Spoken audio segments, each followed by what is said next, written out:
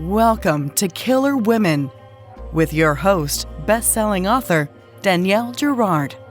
The Killer Women vodcast is pleased to be a part of the Authors on the Air Global Radio Network. To learn more about Danielle and her books, visit her at www.daniellegirard.com, and to access all of our vodcasts, go to youtube.com/Authors on the Air. And now, Danielle's next killer woman.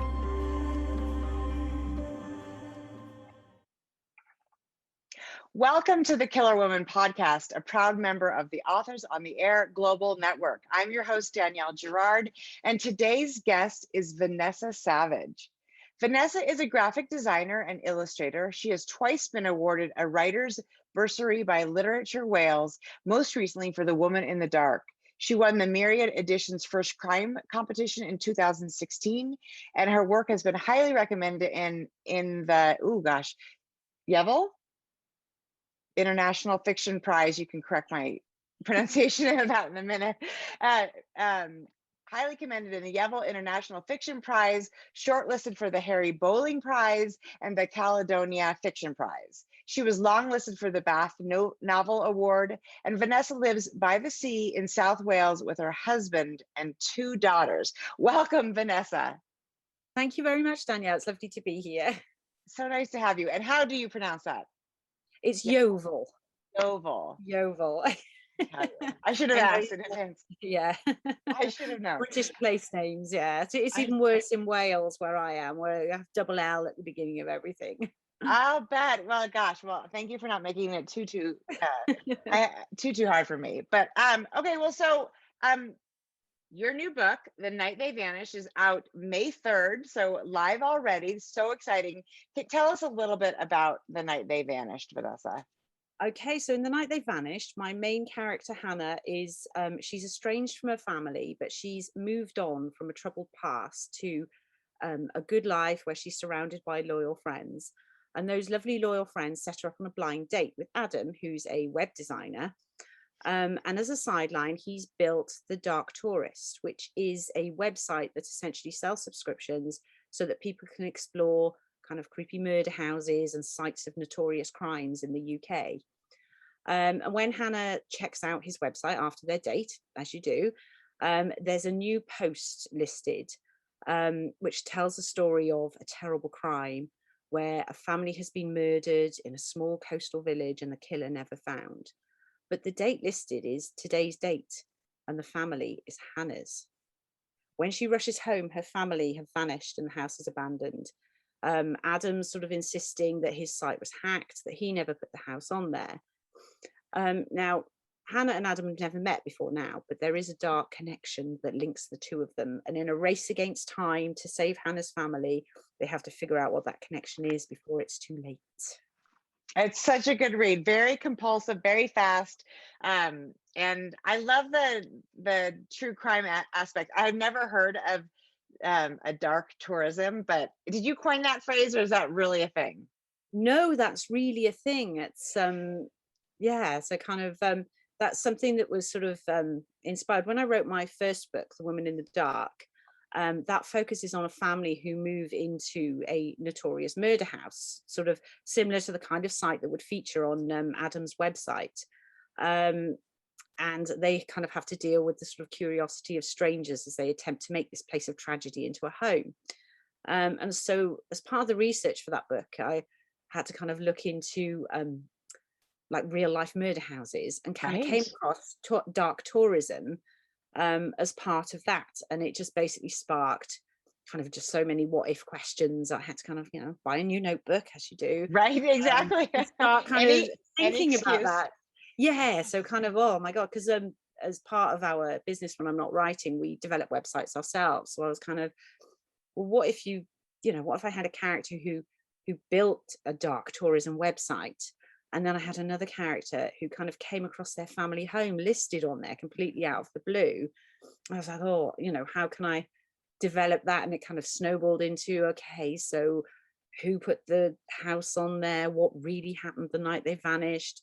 Who, what, where, why? And it kind of sort of snowballed from there. I think the idea of dark tourism is such a little bit sort of oddball and creepy, I think, for a crime writer. Anything like that, you're like, oh, okay, Yeah, you know, exactly. let's look into this. Yeah, some of our Google kind of searches are probably a little bit suspect. I'm sure you're the same.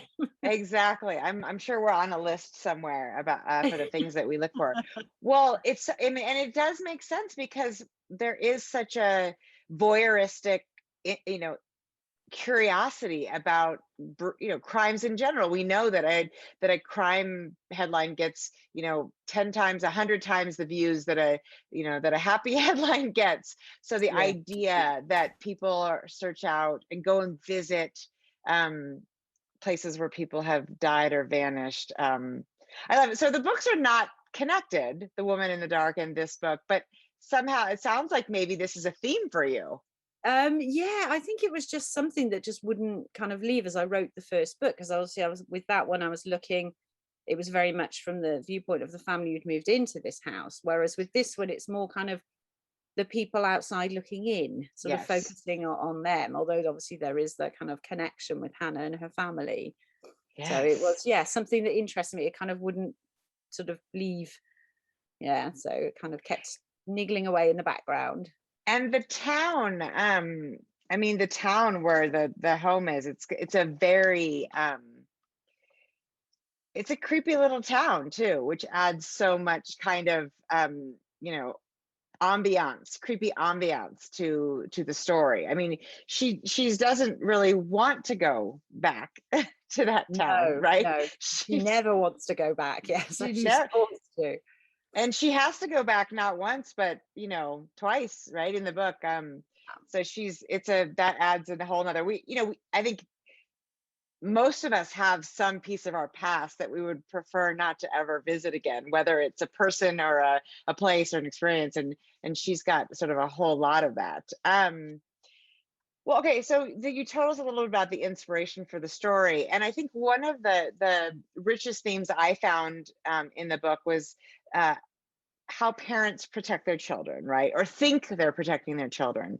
And as a mother, I know you said your daughters are teenagers. Is this something that you sort of started, did this become a theme, do you think because of being a mother, or is it just since now that we're mothers, everything the motherhood sneaks in like little vines into the creases of everything we think about? Yeah, I think so, because I think every parent has that kind of, that the instinct to protect their child. Of course you do. So it can create a lot of kind of tension within a book as you're writing. I think, we all go through that sort of fierce protective urge, whether it's when they're younger, whether it's protecting them from bullies at school, or just wanting to always shield them from kind of fears and worries. And as you said, my girls are teenagers now, and that it becomes a lot harder then, because obviously, much as I'd like to kind of keep hold of them and protect them from everything, they need to kind of grow and develop as people of their own, and kind of get out there and learn, and obviously make mistakes. And it's very hard to kind of let them go. I think as a parent, it's just as hard as it is for the child. It's a difficult kind of brutal process sometimes to go through. And I think with Hannah and Sasha's dad in the book, he kind of, it's all a little more extreme. He's sort of tries to correct the mistakes that he feels he made with Hannah when it comes to raising Sasha, but his kind of rules in the name of protectiveness are rather extreme. He ends up making a whole different set of mistakes that cause all sorts of problems for the characters. Right. We compare, I mean, that is, and sort of, it's a funny thing in hindsight, right? We first of all, we expect that our two children will be the same. You sort of have one child and you think, okay, I know how this works. I know what to do when she's breaking down. And then you have a second child who is literally completely different, and you sort of have to start all over.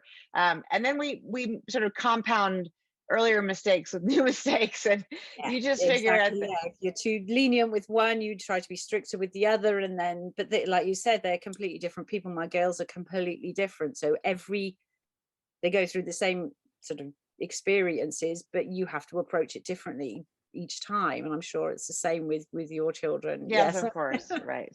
And Hannah and Sasha, their relationship is interesting too, because of course they're I can't remember exactly how many years apart, but they're sisters that are is it 15 or 16? Yeah, it's yes, yes, Around yes. there, right? Yeah, so it's a big difference and in age. So they never had that kind of closeness as children. Um, so the kind of Sasha really looks up to Hannah, obviously, as the older sister, and Right. yeah. So I think Hannah has that kind of protectiveness towards Sasha because she's so much younger as well. So I it's was all gonna say, yeah. but she It's sort of not like also she thinks by keeping herself away because of her her hard relationship with her father, that she's protecting Sasha, when in reality, of course, she's not really, right? I mean, yeah, by yeah. being absent, she's and Sasha feels very strongly that sort of this idea of abandonment. So it's so in how the messes we make when we try to do sort of what's best, right? Or Yeah. what we think is best. Yeah, they think they're doing the best for people, but yeah, I think it's just human nature as well, isn't it? It's impossible. No, I think no one could be a perfect parent or a perfect child, or it's No, just impossible there's no because we such are all thing. human.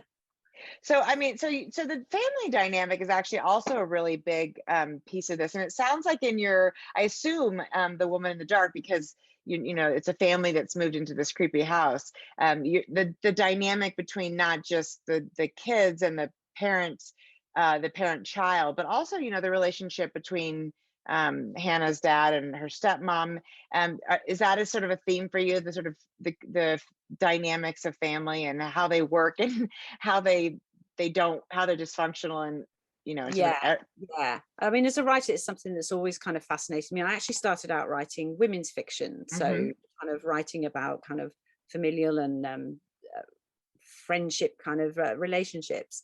Um, but I became kind of fascinated by the sort of families and friendships and more of the sort of darker side with how they kind of break down and things, and it became right, but yeah, I'm always intrigued by the kind of the domestic side, almost like the what goes on behind closed doors that you never right, know about. I think that plays into the whole dark tourism thing as well, and the fascination with that. right. you know Sort of And Hannah's, her friend, her, and I'm sorry, I'm missing her friend's name, her old D. yeah, that has been her friend forever. And that is interesting too, because the people that know you the longest, um, she also is really protective of Hannah, and yet also sort of, in some ways misses the mark as well, which I think is sort of the theory, this whole idea that the best we do is often, oh, sorry, there's my little puppy's gonna bark. But the best, the things we do to protect each other and our loved ones are often sort of misguided, right? I mean, but I think Hannah, thank God for Dee, really, for Hannah. I love their friendship and Dee's fierce protectiveness, despite the fact that Hannah is admittedly a handful, right? I mean, Yeah, yeah, yeah. Dee's always been there for her because she had yeah, such a difficult relationship with her father, and she lost her mother, so she didn't really right, have a stepmother. right, So Dee has basically been her family, and I think that's where a lot of Dee's protectiveness comes from, yeah, because when Hannah kind of went off the rails when she was a lot younger, that kind of she was very protective then, and that sort of remained, even though Hannah's kind of got a life together now. She's still, right, I suppose, a little bit like a mother with a teenager. You're still there trying to protect them, and they're like, "Look, I can live my own right, life now. I'm okay." right. It's kind of it's again, I suppose, it's a relationship that needs to kind of develop, with Dee needing to realize that she can let Hannah go, and Yes. Hannah is constantly proving, "I'm okay. I'm not going to fall off the rails again." Yeah, exactly. And needing also to take control and ownership of her own life. So that sort of brings me to the conversation about the boyfriend, which is so interesting because poor Adam, or not, right? Whether or not he's innocent is something you'll have to read the book to find out. But um, it's interesting to me that he is interested in this sort of dark voyeuristic stuff. Do you think? I mean, I sort of want there to be an Adam book now about what sort of this dark tourism trouble he gets him into. But what do you think for Adam what was the inspiration, do you think, for him? Was it financial? I mean, because that obviously could be a lucrative field. I'm so curious, but his background is so, I guess you have to just really have no experience with death to start this kind of website, right? You just don't even sort of recognize what it does to people. Yeah, well, it was kind of interesting, because when I was sort of researching dark tourism, I kind of sort of thought a lot about the sort of the ethical side of it, and kind of asking those questions that the characters ask of Adam within the book. What about the families of the victims of these crimes and the people left behind who have to see people on their doorsteps taking photos or making websites, listing these things that are sort of terrible tragedies that are very personal to them. And sort of my instinctive reaction would be, no, I don't get it, particularly when it comes to say dark tourism that's about kind of checking out serial killers' houses and things like that. It's just like, no, I don't get it. But dark tourism can also be visiting places like Chernobyl or Auschwitz or the 9/11 memorial sites. And obviously no one visits those sites in a kind of voyeuristic way. That's more about kind of education. It's about learning and understanding what took place. Right. And paying respect, and the history, and paying respect. And by educating people, it should, hopefully, God, stop these things happening again. Right. I think with Adam, it's a bit more morally ambiguous, because he's looking at these sort of smaller under the radar sort of domestic crime scenes. Right. And he kind of got into it in college. He was very into urban exploring, where you kind of explore abandoned buildings and things, and it sort of sparked his interest in what happened to the people. You'd go into a house and it looks as though people were living there and they literally just disappeared.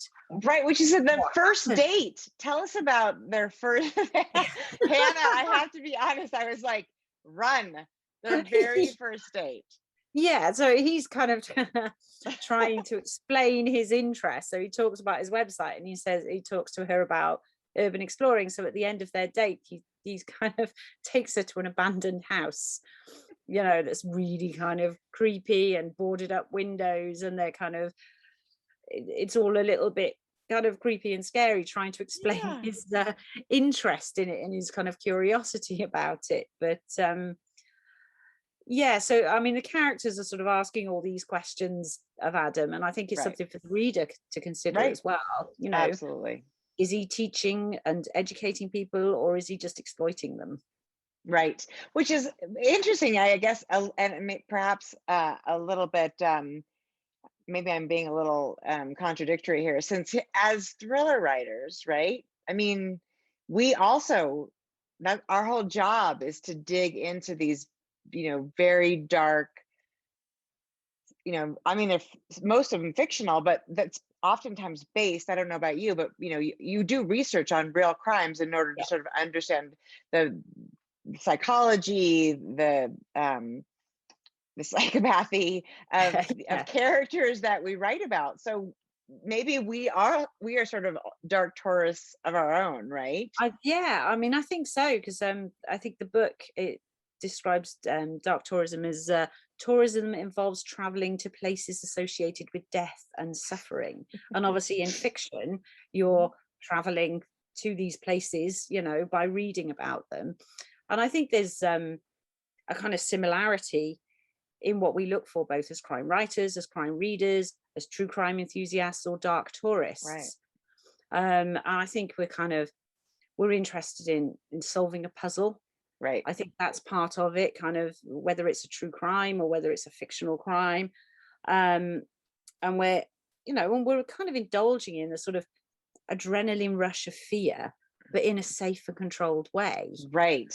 And I think as well, it's part of that kind of self protection thing that by kind of learning about and sort of understanding these crimes and kind of what's happened, we can make sure that we're never in that danger ourselves. Right. So we're doing a service to people but we describe these Right. awful crimes, and then people will never kind of put themselves in the same danger. So, Right. if on Right. a first date, a guy Right. takes you to an abandoned house and tells you he's all into dark tourism. It's over. It's over. Well, Yeah. there's an interesting part of that, because people, often ask, like, why murder, right? Why do we write about death? My mother in particular wants to know always, like, what about like a nice romance, And I think it's an interesting question. So you particularly, you wrote, women's fiction, but then you made the sort of switch to the dark side. What happened, do you think, that sort of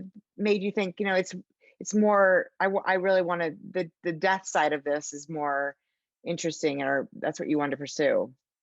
Yeah, I don't know. I think it was because I always write quite sort of character-driven books. Hmm. Um, and obviously with women's fiction, it's all about that kind of lead up to the happy ever after. But what I Right. kind of found sort of more interesting was, it's like, as a writer, what happens after the happy ever Hmm. after?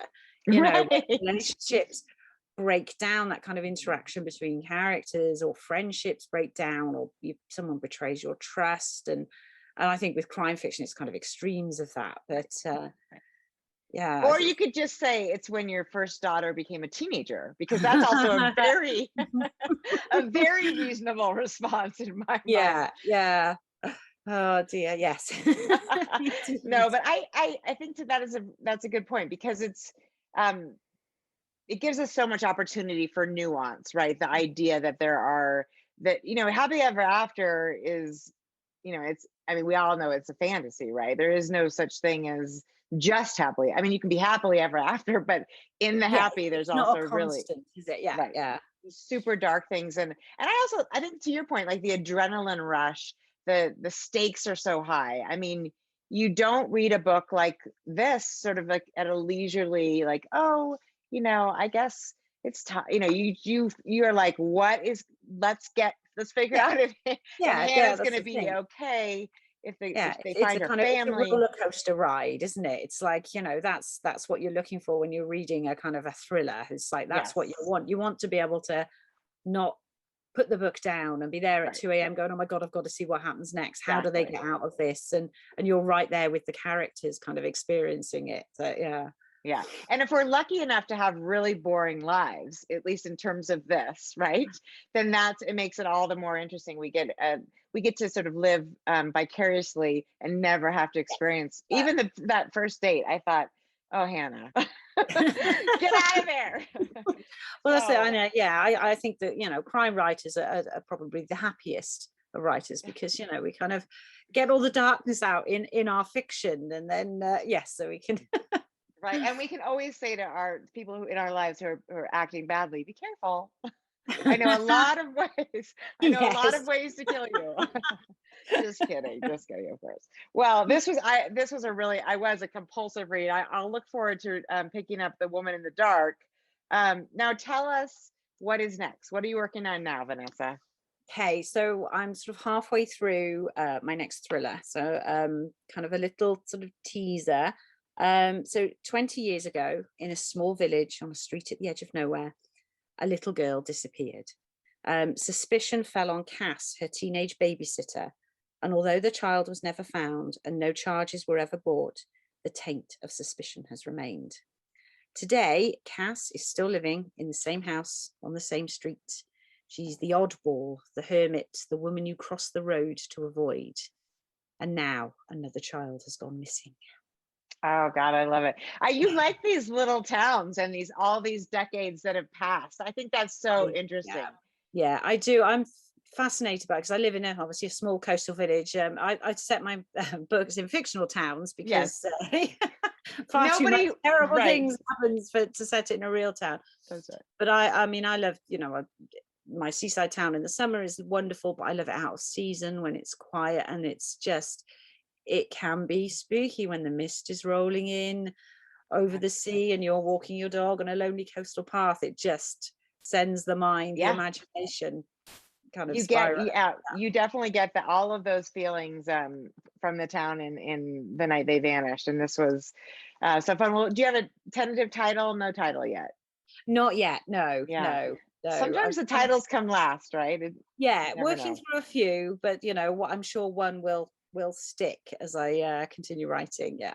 Exactly. Or at the end, the publisher will give you a totally different one. That's happened to me before. Yeah, So that's happened before. try not Yeah, to.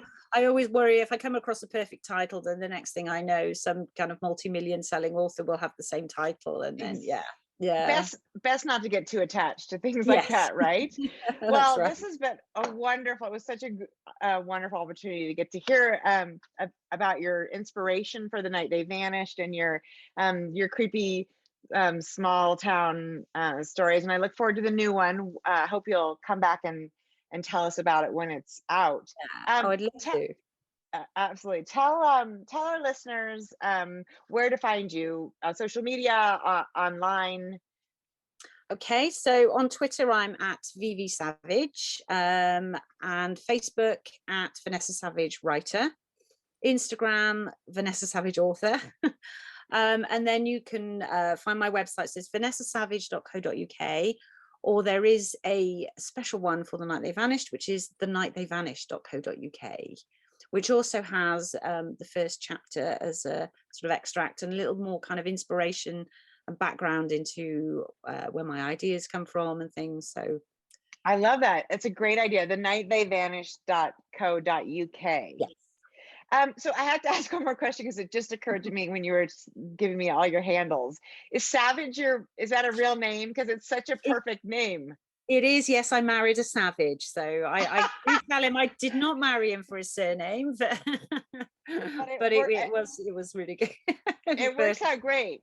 It works out great. I always wonder if I met Karen Slaughter, I'd like to ask her if Slaughter is her. I know, yeah. Can that be her real name? Well, that is what a perfect name. I would have thought, and I love that you can say I married a savage. I mean, I married a savage too, but his name raised is a bunch of little savages, yeah. exactly. But his name is not Savage. That's wonderful. Well, Vanessa, thank you again so much for joining us, and please come back next time. That was so much fun. Yeah, thank you very much, Danielle. It was wonderful. Thank you. Bye-bye. Thank you. Bye-bye. And I'm Danielle Girard. You can reach me at daniellegirard.com. Stay tuned for our next episode of Killer Women. Bye. Bye.